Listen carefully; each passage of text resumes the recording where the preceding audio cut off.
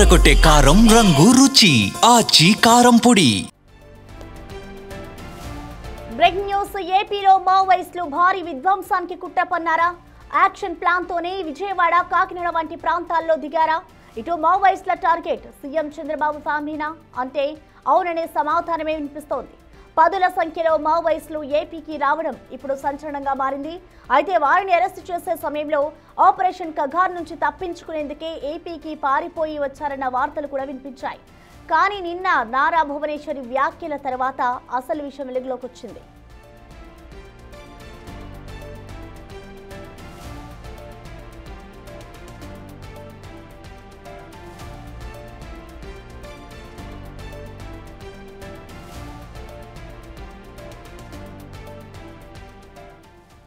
కుప్పం పర్యటనలో భాగంగా సీఎం చంద్రబాబు సతీమణి నారా భువనేశ్వరి సంచలన వ్యాఖ్యలు చేశారు. తమ కుటుంబానికి ప్రాణహాని ఉందంటూ వ్యాఖ్యానించడం చర్చనీయాంశంగా మారింది. తన ఫ్యామిలీకి బెదిరింపులు వస్తున్నాయని, తీవ్రమైన ముప్పు ఎదుర్కొంటోందని చెప్పారు. అయినా తాము ఈ బెదిరింపులను, ముప్పును లెక్క చేయకుండా రాష్ట్ర అభివృద్ధి కోసం పనిచేస్తున్నామని భువనేశ్వరి వ్యాఖ్యానించడం హాట్ టాపిక్ గా మారింది.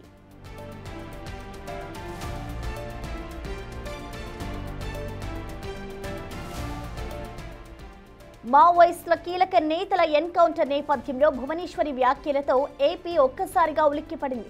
ఈ ఏడాది జనవరిలో మావోయిస్టు కేంద్ర కమిటీ సభ్యుడు రామచంద్రారెడ్డి ప్రతాప్ రెడ్డి అలియాస్ చలపతి ఎన్కౌంటర్ అయ్యారు. ఈ చలపతి సొంతూరు మదనపల్లె. అయితే ఎన్కౌంటర్ తర్వాత ఆయన దగ్గర లభించిన డైరీలో చంద్రబాబు పేరున్నట్లు సమాచారం. అలాగే గత సెప్టెంబర్లో ఛత్తీస్గఢ్లో ఎన్కౌంటర్ అయిన బాలకృష్ణ అలియాస్ మనోజ్ డైరీలో కూడా చంద్రబాబు పేరున్నట్లు తెలుస్తోంది. దీంతో మావోయిస్టులు చంద్రబాబును టార్గెట్ చేశారనేది స్పష్టంగా అర్థమవుతోంది. అందుకే మావోయిస్టులు ఛత్తీస్గఢ్ను వదిలి ఏపీకి వచ్చారని తెలుస్తోంది.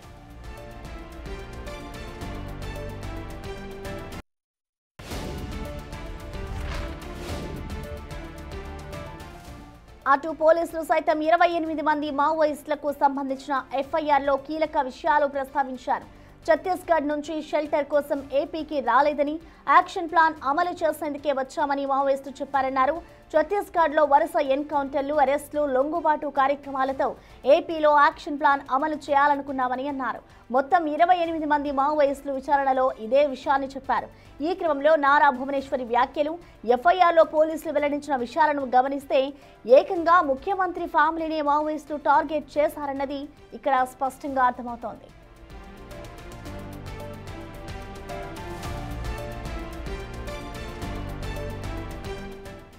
మరోవైపు ఏపీలో వివిధ ప్రాంతాల్లో 50 మంది మావోయిస్టులను అరెస్ట్ చేసిన మరికొందరు మావోయిస్టులు సానుభూతి పరులు తప్పించుకున్నారని పోలీసులు అనుమానిస్తున్నారు. వారంతా తమ ప్లాన్ను అమలు చేసే అవకాశం ఉందంటున్నారు.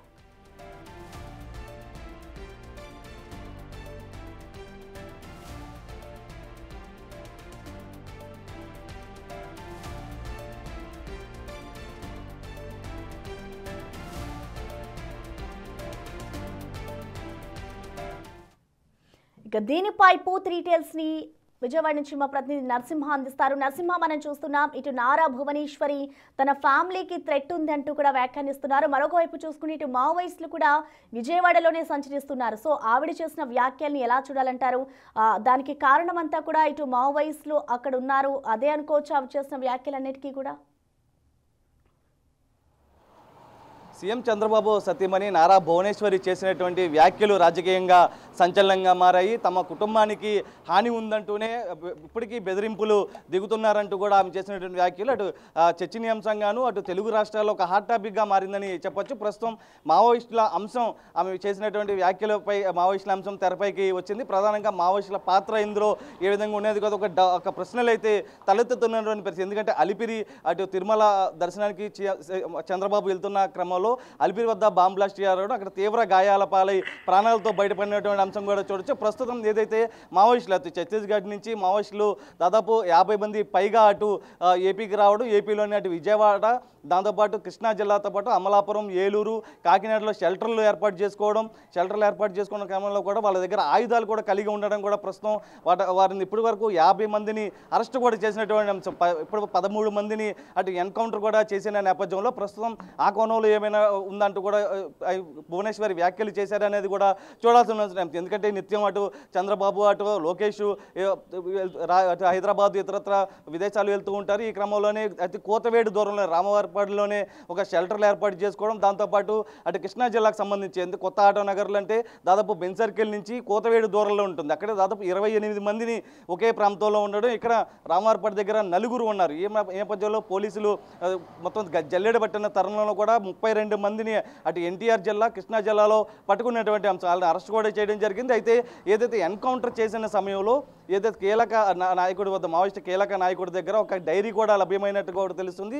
ఆ డైరీలో చంద్రబాబు పేరున్నట్లు కూడా బయటకు వస్తున్నటువంటి అంశం. దాంతోపాటు ఏదైతే గతంలో జరిగినటువంటి ఎన్కౌంటర్ సమయంలో కూడా ఒక కేంద్ర కీలక నేత వద్ద కూడా ఒక డైరీ లభ్యమైంది. ఆ డైరీలో కూడా చంద్రబాబు పేరున్నట్లు కూడా చెప్తుంది. అయితే ప్రస్తుతం భువనేశ్వరి చేసినటువంటి వ్యాఖ్యల నేపథ్యంలో ఆ కోణంలోనే మావోయిస్టుల థ్రెట్ ఉన్న నేపథ్యంలోనే మావోయిస్టులు సంచరిస్తున్నారు ఏపీకి వచ్చేది కాబట్టి మిగిలిన దాదాపు, ఎందుకంటే పోలీసులు ఒకవైపు చెప్తున్నారు 15 మంది ఇప్పటికే మావోయిస్టులు మిస్ అయ్యారు, వారి కోసం జల్లెడ పడుతున్నాం, దాంట్లో కీలక నేతలు కూడా ఉన్నారని చెప్తున్న నేపథ్యంలో ఏదైతే ఒక డైరీ కూడా లభ్యమైన నేపథ్యంలో చంద్రబాబు పేరున్న నేపథ్యంలో ఈ అంశమే భువనేశ్వరి ప్రస్తావించారు అనేది చూడాల్సిన అంశం. మరొక వైపు ఏదైతే వైసీపీకి సంబంధించి గతంలో ఆమె గత ప్రభుత్వం గురించి, పాలన గురించి మాట్లాడినట్టునే ఆమె ఏదైతే చంద్రబాబుని ఏ రకమైనటువంటి ఇబ్బంది పెట్టారు, నిర్బంధించారు, అరెస్ట్ చేయించారు, ఇలా ప్రతిదీ కూడా ఆమె చెప్పుకొచ్చినటువంటి అంశం. అయితే ఆ సమయంలో తెలుగు రాష్ట్రాల్లో ఉన్నటువంటి, దాంతోపాటు ప్రపంచంలో ఉన్నటువంటి తెలుగు ప్రజలంతా కూడా తమ కుటుంబానికి అండగా నిలిచారు. ప్రస్తుతం రాష్ట్రాభివృద్ధి లక్ష్యంగా కూడా ప్రస్తుతం జరుగుతుంది కాబట్టి మరొకవైపు ఏదైతే వైసీపీ సోషల్ మీడియాకి సంబంధించి కూడా ఒకవైపు చంద్రబాబు, నారా లోకేష్ ప్రస్తుతం ఏదైతే భువనేశ్వరి పైన విపరీతమైన ట్రోల్ చేస్తున్నారు, కామెంట్స్ పెడుతూ ఉన్నారు. ప్రతి పని ఏదైతే డెవలప్మెంట్ చేస్తున్న సమయంలో కూడా ఇదంతా గత ప్రభుత్వంలో జరిగింది, ప్రస్తుతం వేరే దాంట్లో వేసుకుంటున్నారంటే కూడా ఒక రకమైన ట్రోల్స్ పెడుతూ కూడా ఏదైతే ఫొటోస్తో కూడినటువంటి ప్రతిదీ చెప్తున్నారు ఆ రోజుల్లో. ఎందుకంటే ప్రస్తుతం ఆమె చేసినటువంటి వ్యాఖ్యల నేపథ్యంలో కూడా బెదిరింపులు ఇప్పటికీ ఆగడం లేదు అంటూ కూడా ఆమె చెప్పుకొచ్చిన నేపథ్యంలో వైసీపీ సోషల్ మీడియా ద్వారా బెదిరింపులు వస్తున్నాయి. ఏ రకమైనటువంటి బెదిరింపులు వస్తున్నాయంటూ కూడా చూడాల్సిన ఉంది. ఎందుకంటే ఆమె యువతతో మాట్లాడుతున్న సందర్భంలో కూడా చంద్రబాబు నిత్యం రాజకీయాల్లో ఉండేవారు, లోకేష్ బాధ్యతను తాను తీసుకుని అటు చదువులకు సంబంధించి, క్రీడలకు సంబంధించి కూడా ప్రస్తుతం లోకేష్ రాజకీయాల్లో బిజీగా ఉంటున్నారు, దేవాంశు బాధ్యత నారా బ్రాహ్మణి చూసుకోవడం పరిస్థితి వస్తుందంటూ కూడా చెప్తున్నారు. తమ కుటుంబం మొత్తం కూడా ఎటువంటి ముప్పు వచ్చినా కూడా భయపడే ప్రసక్తే లేదు, ప్రజల కోసమే పనిచేస్తాము, రాష్ట్రాభివృద్ధి మాత్రం ఆ లక్ష్యం అంటూ కూడా భువనేశ్వరి చెప్పుకొచ్చినటువంటి అంశం. ఈ నేపథ్యంలోనే అటు ఎవరి ద్వారా థ్రెట్ ఉంది అంటే ప్రస్తుతం టీడీపీ నేతలు కూడా ప్రస్తుతం ఇదే అంశానికి సంబంధించి కూడా ఒక చర్చనీయాంశంగా మారింది. వారు కూడా ఎటువంటి కోణాల్లో ఉంది, ఎందుకంటే సాదాసీదాగా ఎవరైనా కానీ ఒక అభిప్రాయం వెల్లడి చేసి టీడీపీ శ్రేణులు విమర్శిస్తే మాత్రం సాదాసీదా లైట్ తీసుకునే పరిస్థితి. కానీ సీఎం చంద్రబాబు హోదాలో ఉన్నారు, ఆమె చంద్రబాబు సతీమణి ప్రస్తుతం ఈ వ్యాఖ్యలు చేసిన నేపథ్యంలో ప్రస్తుతం ఒక హాట్ టాపిక్గా మారిందని కూడా చెప్పచ్చు. Right, thank you Narasimha.